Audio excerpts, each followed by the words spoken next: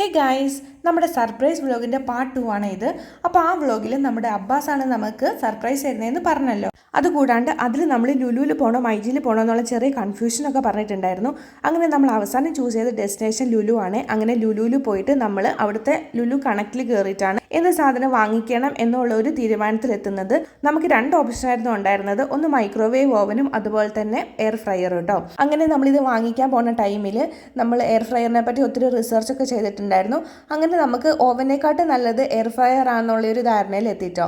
കാരണം നമുക്ക് വീട്ടിലോട്ട് അത്യാവശ്യം ചൂടാക്കാനും അങ്ങനെ കുറച്ച് കേക്ക് അങ്ങനത്തെ കുറച്ച് കുക്കീസൊക്കെ ഉണ്ടാക്കാൻ വേണ്ടിയിട്ട് എയർ ഫ്രയർ മതിയാവുമെന്ന് തോന്നി. അങ്ങനെ ഒത്തിരി നോക്കിയതിനും ഒത്തിരി കൺഫ്യൂഷനൊക്കെ ശേഷം നമ്മൾ ഈ ഒരു എയർ ഫ്രയർ ആണ് ചൂസ് ചെയ്തിരിക്കുന്നത്.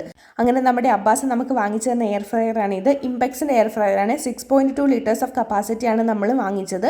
അപ്പം ചെറിയ നമുക്ക് വീട്ടിൽ ആവശ്യത്തിന് വേണ്ടിയിട്ട് അത്രയും മതിയാവും. ഇനി വരും ദിവസങ്ങളിൽ എയർ ഫ്രയർ വെച്ചിട്ടുള്ള ഒത്തിരി റെസിപ്പീസൊക്കെ നമ്മുടെ ചാനലിൽ വരുന്നതായിരിക്കും കേട്ടോ.